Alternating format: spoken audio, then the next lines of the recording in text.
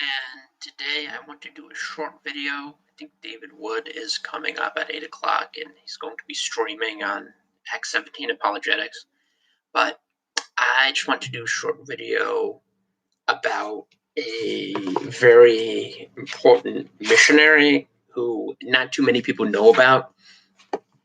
And the other day, it was reported that Kim Jong-un had brain damage, and then they said he had surgery, which didn't go well. And later on, they said he was brain dead, which, of course, this was reported by CNN and MSNBC.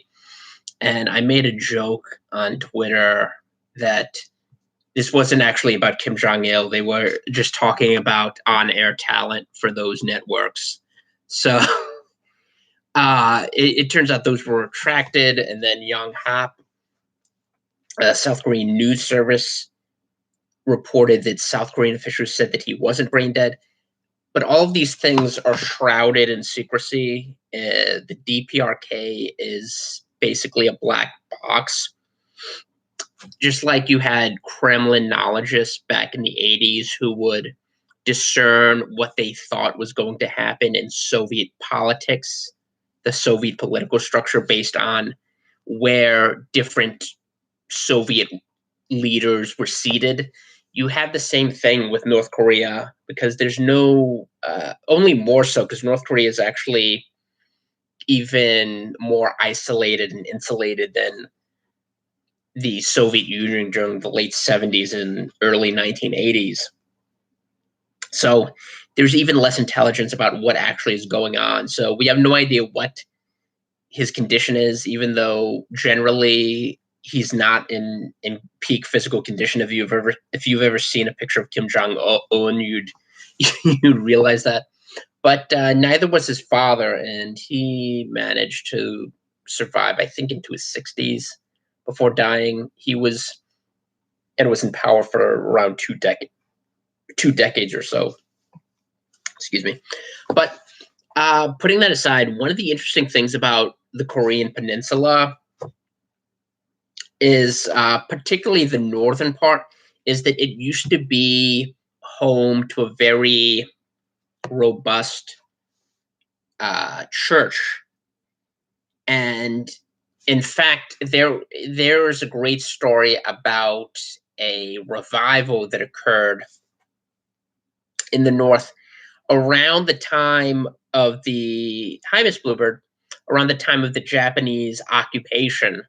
And there was a pastor there. It reminded me a lot of Jonah's mission to Nineveh, because at the time, Nineveh was part of the Syrian Empire, and they were Israel's mortal enemy. And they were kind of like a proto-Islamic republic before there was Islam. They would flay their enemy's skin and parade them around and desecrate their bodies and just enslave their enemies. And the Syrians in general, hi GW, these Syrians in general were feared and loathed by Israel and their other neighbors. And in the Bible, Assyria is also symbolically, it's kind of a byword for rejection of the one true God, and for it's just generally considered an evil place, and was. And that's why the book of Jonah is so remarkable, because you have this prophet who doesn't want to preach to these people, and he's sent there to actually lead them to repentance, which they actually do. And after that happens, he's angry at God. There was a revival in Korea around the time of the Japanese occupation, which was kind of similar. Some of the themes that you find in the book of Jonah. And North Korea interestingly, because now it's considered um, just a state which is totally separate from civilization, and the people there are taught to venerate Kim Il Sung, who's deceased, and his son Kim Jong Il, who's deceased, and of course the supreme leader now, however long that lasts, Kim Jong Un. But they're taught to venerate and worship these figures in the Kim dynasty. And in fact, they have this thing called the Day of the Sun, which is is interesting if you want to look that up. But back in the early part of the 20th century, Pyongyang was actually called the Jerusalem of the East because it had such a vibrant Christian culture. And Kim Il Sung's paternal grandfather, believe it or not, was a pastor. And they discuss these things. If you ever watch a really in-depth documentary about their history, they'll discuss these things. And I think it's also mentioned in some of the books that chronicle the Kim dynasty. Kim Il Sung was born the day the Titanic sank. Yeah, he was born uh, in the early part of the 19th century, and it's kind of interesting. Kim Jong Il, his life was essentially his life spanned the history of North Korea itself, and him and his father, and to have a regime that outlasted them. And it's a question of how long it actually will persist into the future. It's a good question, but my point is, in the early part of the 20th century, there were a lot of Christians, particularly in the North, and even the rulers today have a background, have ancestors who were preachers, believe it or not. But Korea was called the Hermit Kingdom because of its isolation and its hostility towards foreigners.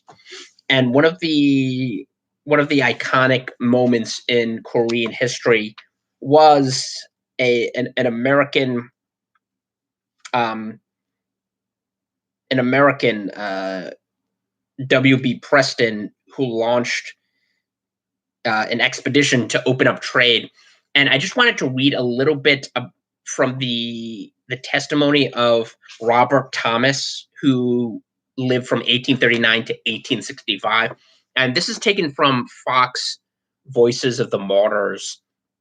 And this was published by the Voice of the Martyrs organization, which helps the underground church and the persecuted church. And this is essentially an updated version of Fox's Book of Martyrs, so it begins with the deaths of the apostles and the death of Stephen and the early church, and goes all the way up to the Fulani Islamic attacks near Jos in Nigeria in 2018. So it goes all the way up until 2 summers ago, basically. But I just wanted to read the 2-page long passage about Robert Thomas to show you the life of someone who actually opened up Korea to the gospel. So it begins: an isolated Asian government, an aggressive American skipper, and a Welsh missionary armed with Bibles all came together at one spot in September 1865. The foreigners had come too far, their supplies were too thin, and they were overwhelmed. They all perished, including the missionary interpreter Robert Thomas, the first Protestant to minister in Korea, and the first Protestant to die there. Thomas was born in Wales in 1839, the son of an independent church minister. He studied at London University, and with his wife Caroline, he was commissioned by the London Missionary Society for work in Asia. A 5-month-long voyage put the young missionaries in Shanghai, where Thomas quickly learned Mandarin. He was assigned as a school teacher in Beijing, but the Hermit Kingdom, as Korea was then called, was on his heart. Thomas found a way. In 1864 or early 1865, he slipped into Korea loaded with Chinese language Bibles provided by Scotland's National Bible Society, and as many Korean language as he could obtain from contacts in China.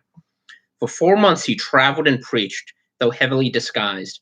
Only a year earlier, the Korean king had turned against Christians, killing about 8,000 Roman Catholics in a purge of foreign religions. Robert's successes brought joy, but his heart sank when Caroline suddenly became ill and died. In the summer of 1865, an American entrepreneur, W.B. Preston, with the help of a British business firm, launched an expedition designed to open trade with Pyongyang. They supplied a former U.S. Navy ship renamed the General Sherman. Thomas offered his services as translator and packed cases of Bibles for his second expedition to this tightly controlled kingdom. The journey was a missionary's nightmare. The ship captain, under pressure from Preston, ignored Korean orders to turn back. Instead, at high tide, the General Sherman steamed upriver. It appeared to be a direct threat to the already testy Dai Wong Kun, who apparently believed the ship was an effort by Catholics to reestablish their mission. He ordered his army to kill the ship's crew. Now stuck on a sandbar, the crew of the General Sherman had cannon and rifle in their favor, but time favored the Koreans massed on the banks of the river.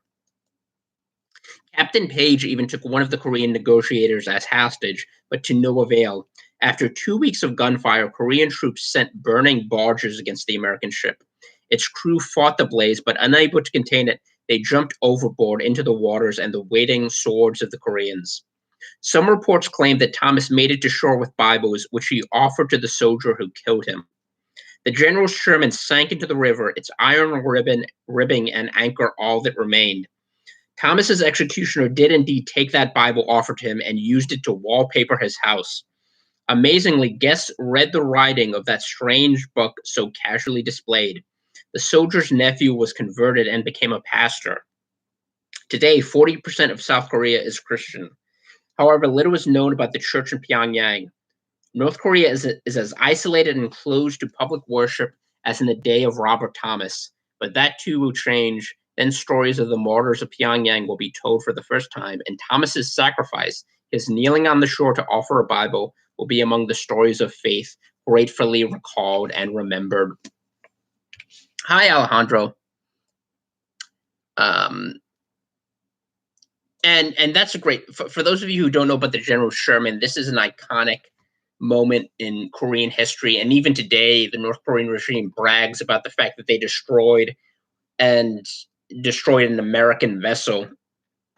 Although the flip side of that is that this was actually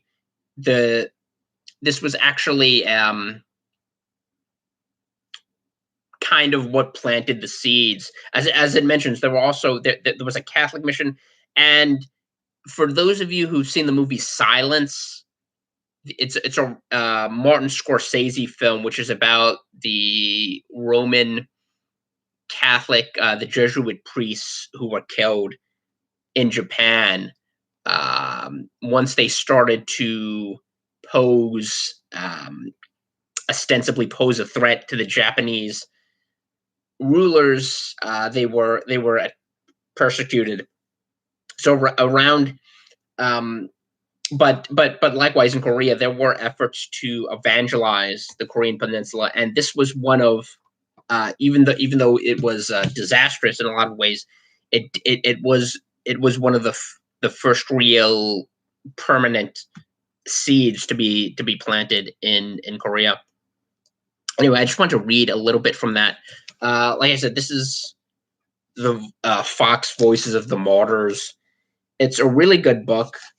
Like I said, it's based on Fox's Book of Martyrs to a certain extent, but it includes contemporary martyrs. It goes from the first century and persecution under the Roman Empire, persecution during the Middle Ages, all the way through the Enlightenment and the Age of Reason, the Industrial Revolution, the 20th century, and modern martyrs, which focuses a lot on places like the Sahel and the Maghreb, North Africa, the Middle East, and also I think there might be some North Korean. There have been North Korean Christians or Christians in the North who've been martyred. Anyway, this was just a short video. I want to do maybe a little longer than I expected, but I will see you all next time. Thanks for coming, everyone.